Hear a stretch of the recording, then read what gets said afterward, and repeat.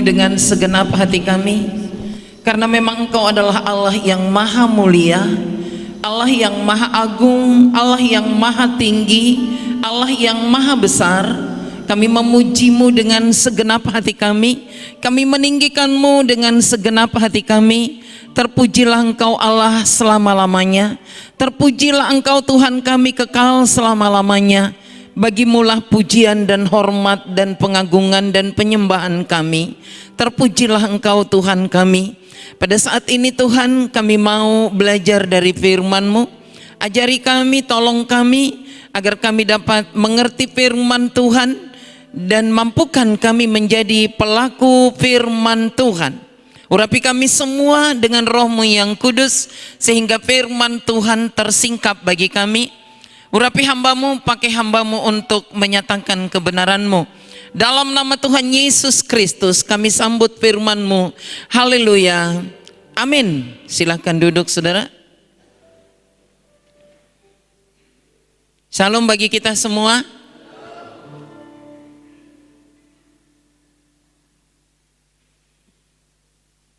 Mari kita sama-sama belajar dari firman Tuhan.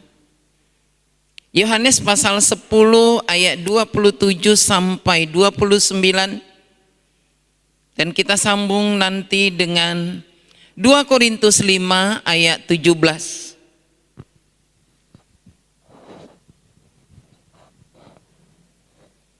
Yohanes pasal 10 ayat 27 sampai 29.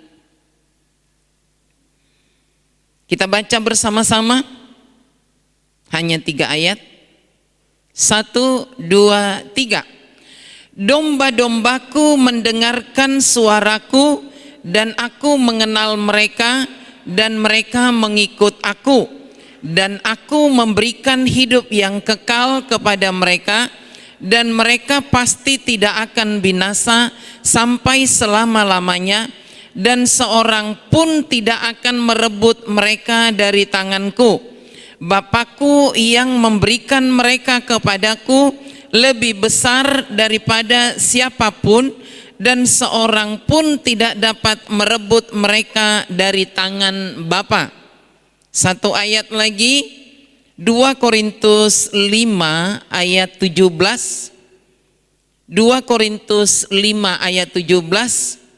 Kita baca lagi bersama-sama. 1, 2, 3. Jadi siapa yang ada di dalam Kristus, ia adalah ciptaan baru, yang lama sudah berlalu, sesungguhnya yang baru sudah datang. Perhatikan, jadi siapa yang ada di dalam Kristus, ia adalah ciptaan baru, bukan ciptaan lama. Ciptaan baru, yang lama sudah berlalu, sesungguhnya yang baru sudah datang. Yang lama sudah berlalu, sesungguhnya yang baru sudah datang. Saudara yang dikasihi Tuhan Yesus Kristus, tema kita pada hari ini adalah tinggal bersama Tuhan.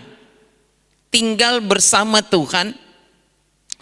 Kalau berbicara tentang tinggal, anggap aja ini seperti rumah, saudara. Tinggal di rumah kita, tinggal bersama keluarga kita, kalau lihat sehari-hari. Karena tinggal bersama Tuhan di rumah Bapa di sorga, saat ini kita belum, masih di dunia ya. Nanti baru kita tinggal bersama Tuhan di sorga.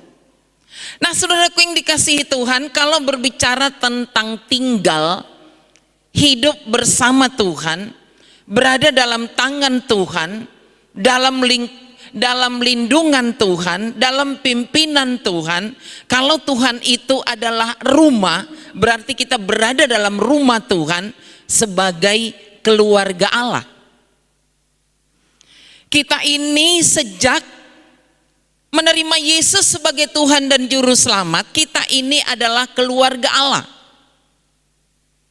Kita diangkat menjadi anak Tuhan dan menjadi keluarga Allah. keluarga Allah yang tinggal bersama dengan Allah. Nah, saudaraku yang dikasihi Tuhan, kalau berbicara tentang tinggal dalam keluarga Allah sebagai anggota keluarga Allah, tentunya punya aturan, saudara. Rumah kita masing-masing aja tinggal di rumah keluarga Yunus, tinggal di rumah keluarga Sajam, itu ada aturannya masing-masing. Pasti aturan per keluarga itu berbeda-beda. Tetapi kalau tinggal bersama dengan Tuhan sebagai keluarga Allah, peraturannya pasti sama, saudara.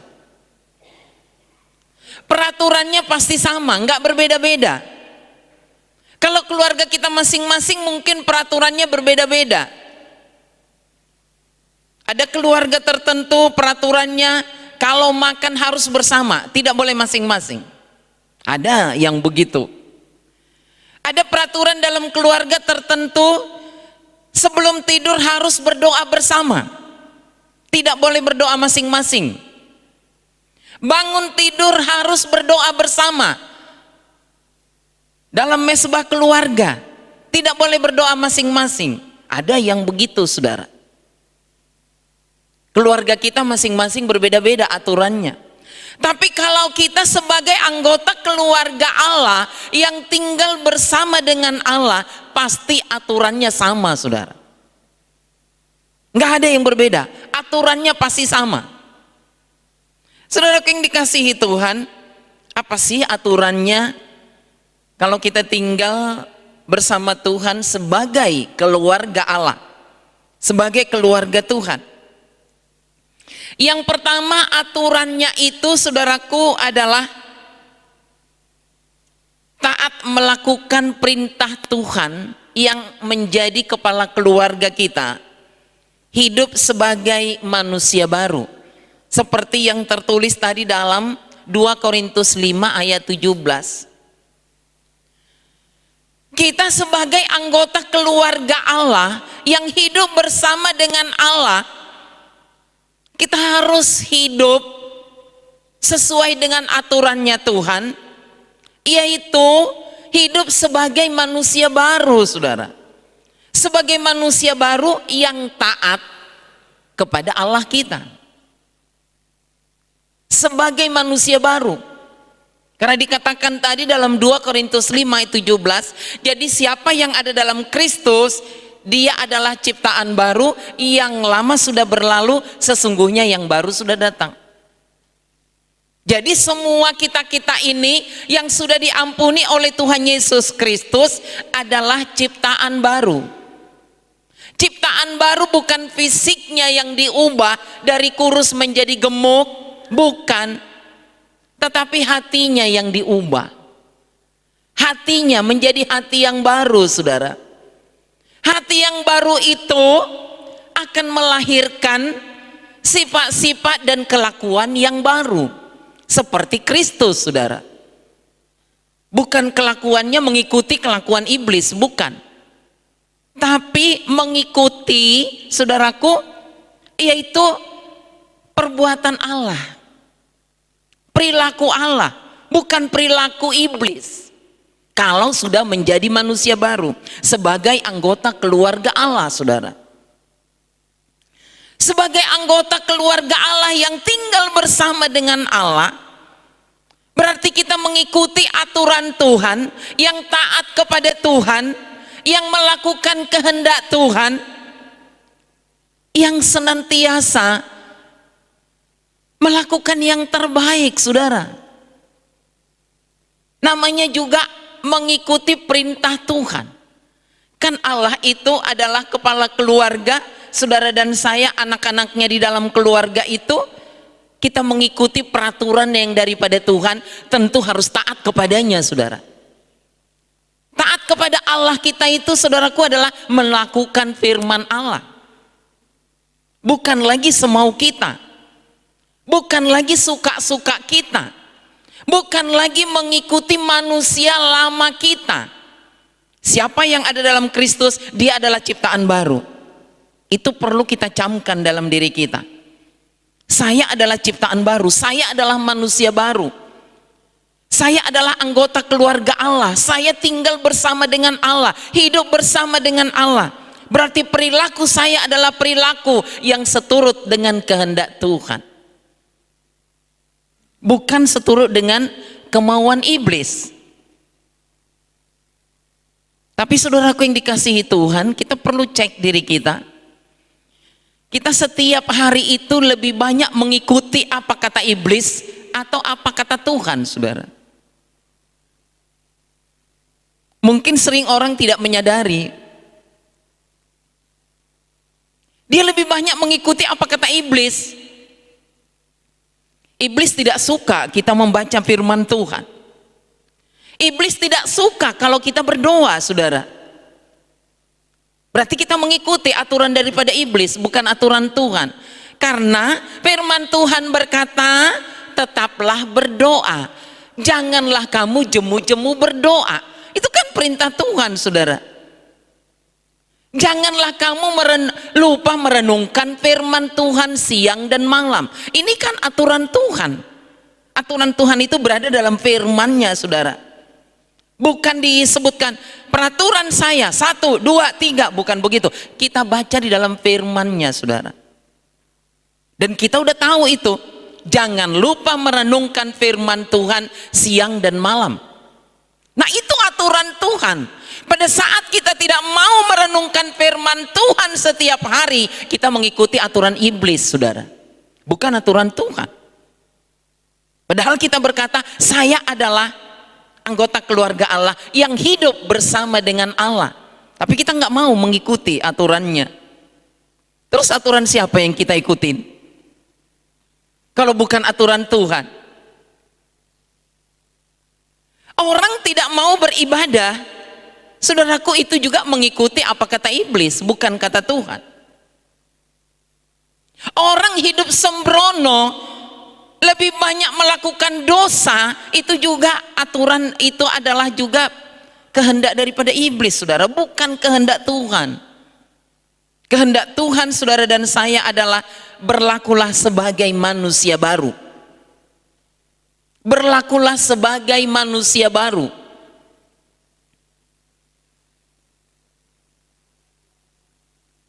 Peraturan, ikut peraturan Tuhan. Kita tinggal bersama dengan Tuhan. Kita cek diri kita.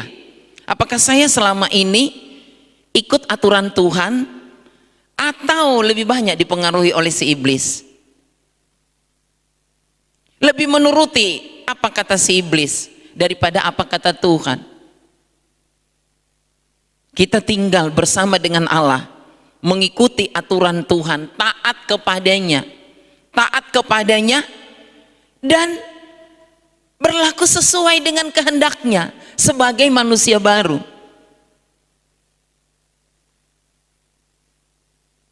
Orang suka bertanya, apa sih maunya Tuhan dari kita?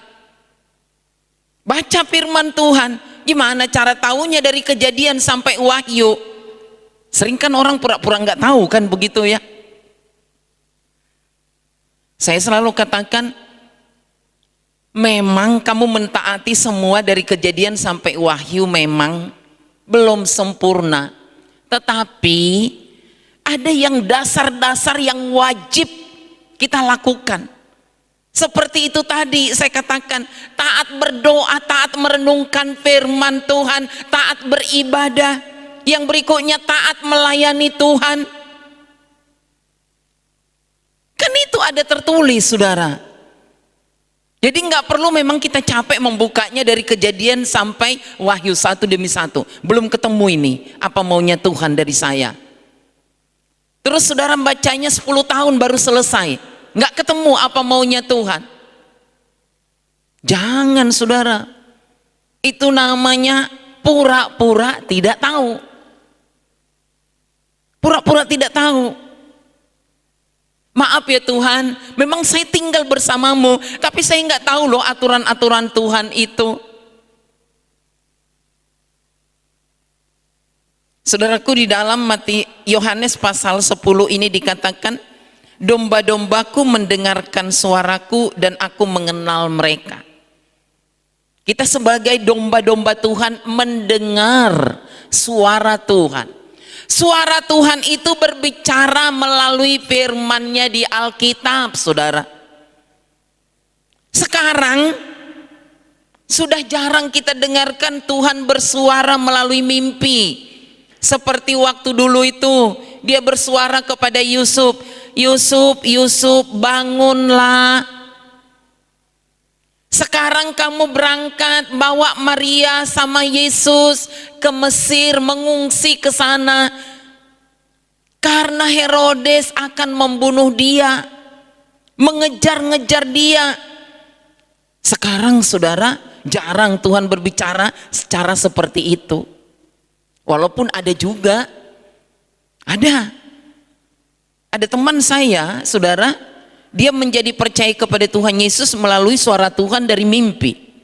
Dia dikasih salib, saudara. Loh, saya kan bukan pemakai salib, kata dia. Disuruh lagi pakai salib. Suara itu, akulah jalan, kebenaran dan hidup. Aku bukan pemakai itu dan aku nggak tahu dirimu. Tetapi karena suara itu datang dalam mimpinya berulang-ulang, akhirnya dia berkata, dan dia minta petunjuk daripada Tuhannya pada waktu itu sebelum dia percaya Yesus. Akhirnya hati dia sejahtera dan dia mengaku Yesus dan dia percaya Yesus. Sekarang menjadi seorang penginjil yang dipakai oleh Tuhan secara luar biasa. Masih ada sih satu dua. Tapi saya melihat Tuhan bersuara dengan cara bermimpi atau dengan pada saat tidur lebih banyak kepada orang-orang yang tidak percaya Tuhan, saudara. Untuk menyadarkan dia supaya dia datang kepada Tuhan Yesus. Kalau saya belum pernah dalam mimpi saya, belum pernah Tuhan bilang, hei rohani, percayalah kepada aku, belum. Aku baca dari firman-Nya, saudara. Saya membaca dari firman-Nya karena firman Tuhan itu diberikan kepada kita dalam Alkitab kita masing-masing, saudara. Saudara yang dikasihi Tuhan, kita buka lagi ayat firman Tuhan. Apa sih perintah Tuhan? Kita buka Yosua pasal yang pertama.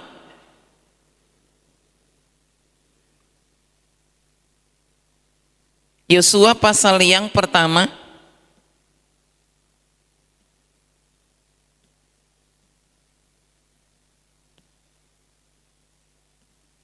Yosua pasal yang pertama ayat yang ke-8.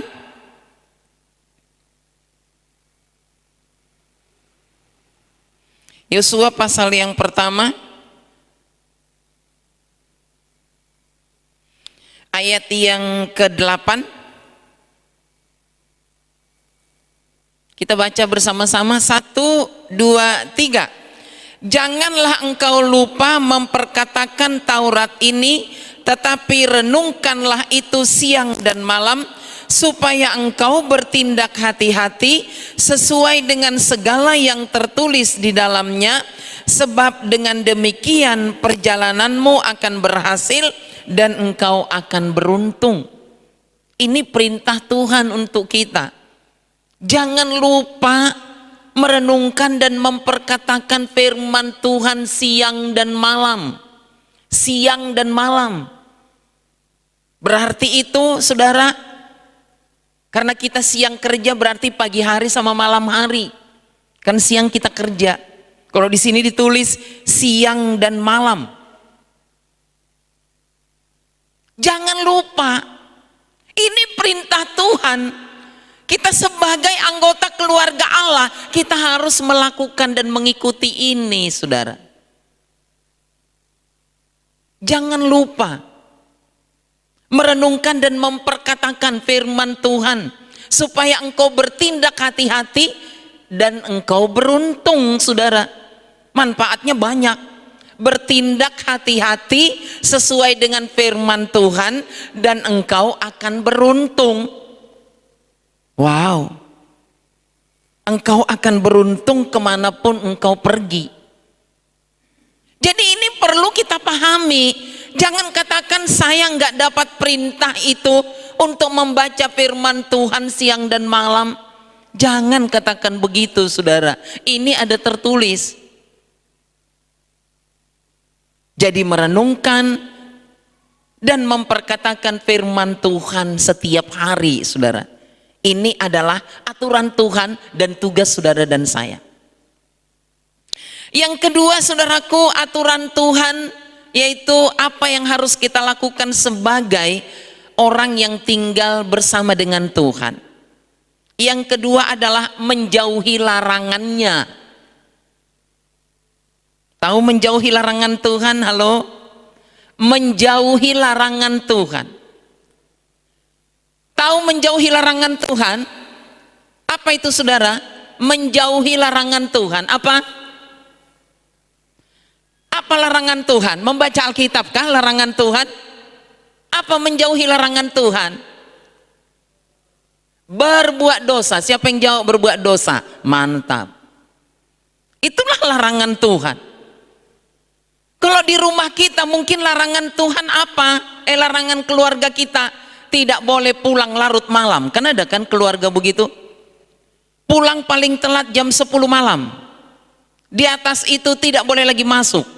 Wah, itu larangan, saudara. Ada peraturan rumah begitu? Ada, ya kan? Ada. Karena kalau lewat jam 10 malam kan terganggu, saudara. Ada seorang bapak berkata begitu kepada anaknya, karena anaknya lewat tengah malam baru pulang. Gak usah pulang sekalian. Waduh, seram juga ya. Terus suruh tidur di mana itu anaknya?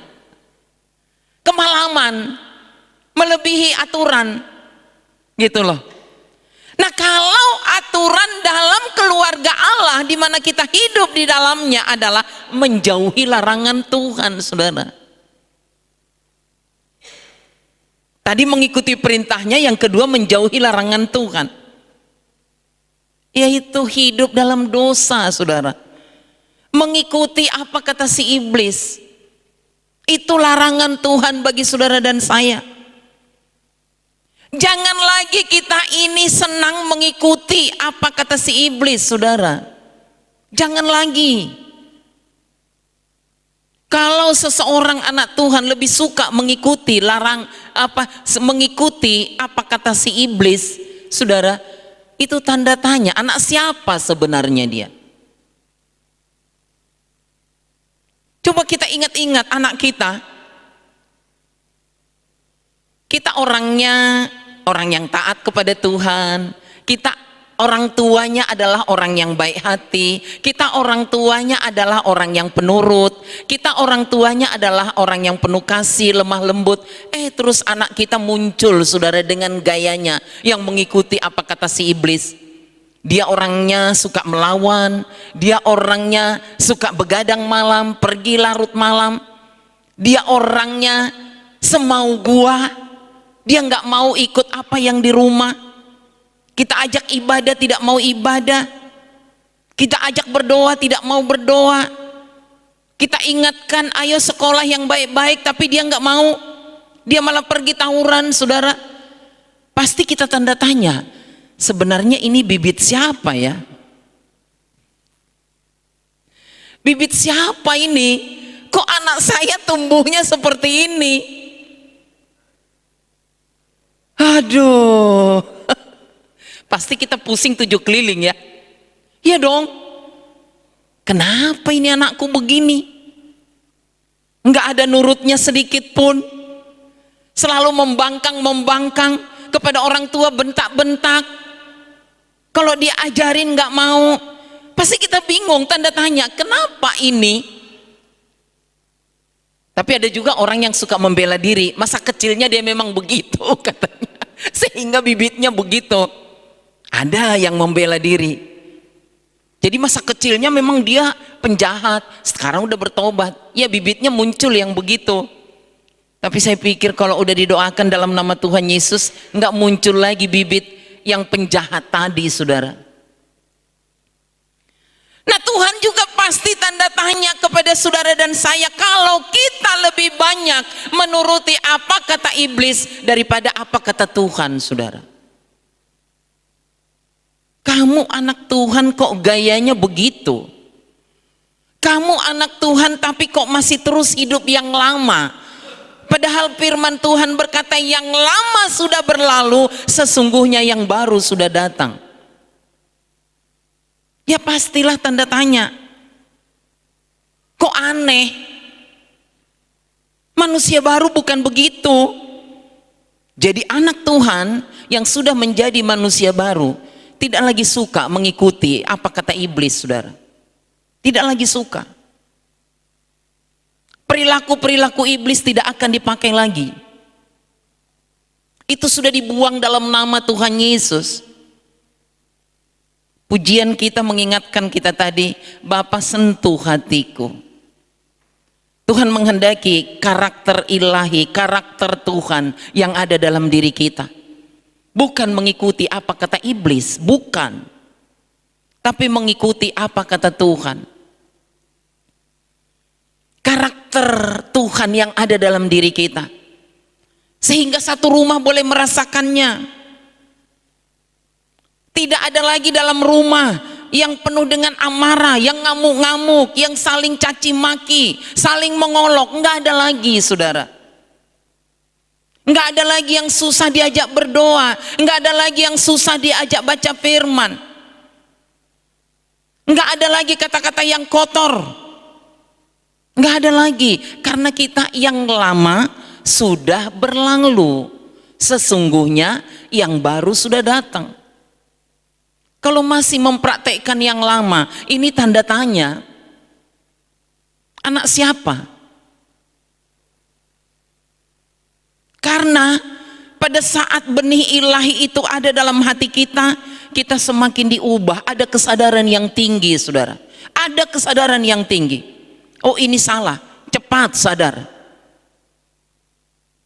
Sadar, sadar, sadar, semakin ada perubahan.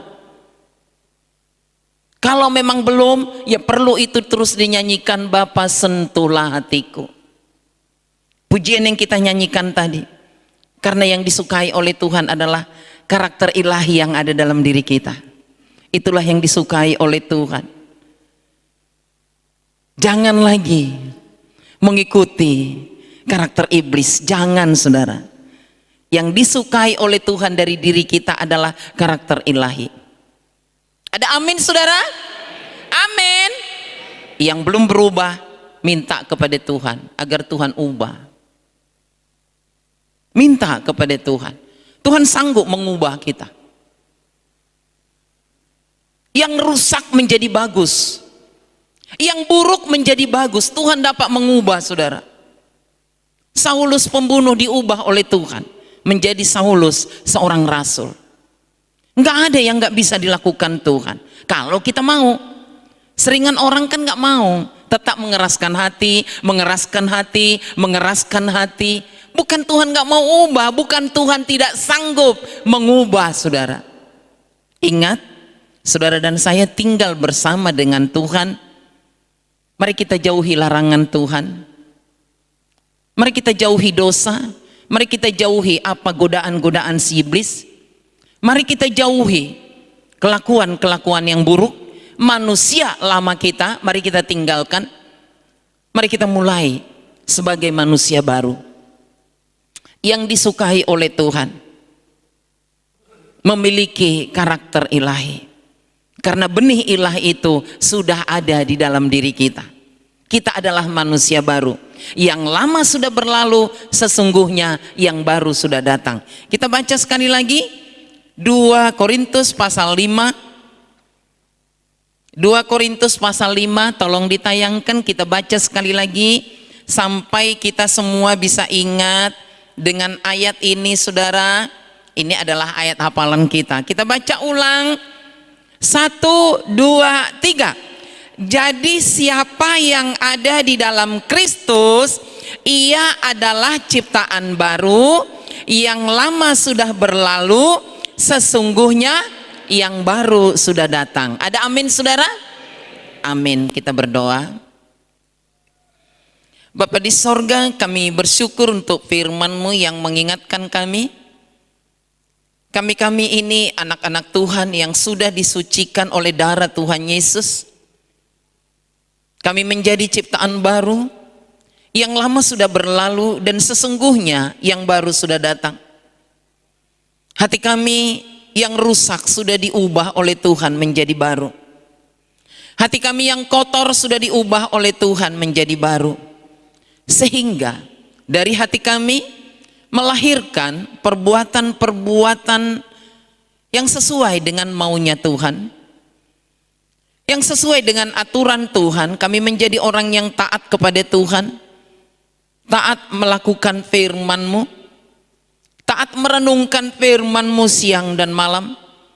Pakai kami menjadi pelaku-pelaku firman-Mu, dan kami menjauhi larangan-larangan Tuhan. Jangan biarkan kami mengikuti Tuhan godaan daripada si iblis, karena iblis tidak suka kami taat kepada Tuhan. Iblis tidak suka kami mengabdikan hidup kami kepada Tuhan. Iblis tidak suka kalau kami melayani Tuhan. Iblis tidak suka kalau kami taat kepada firman-Mu, menjadi pendoa syafaat. Iblis tidak suka. Yang disukai oleh iblis adalah kami mengikuti kemauan dia, meninggalkan Tuhan. Itulah kemauan daripada si iblis. Karena itu Tuhan ubah hati kami, ubah hidup kami, agar kami Tuhan semakin hari semakin seturut dengan kehendak-Mu. Meteraikan firman-Mu dalam hati kami. Buang segala kekerasan hati dari hati kami. Buang segala penolakan. Buang segala batu-batu yang menghambat Roh Kudus bekerja di hati kami. Biarlah hati kami semakin dilembutkan oleh Tuhan, menjadi pelaku firman-Mu. Inilah doa kami, dalam nama Tuhan Yesus kami berdoa. Amin.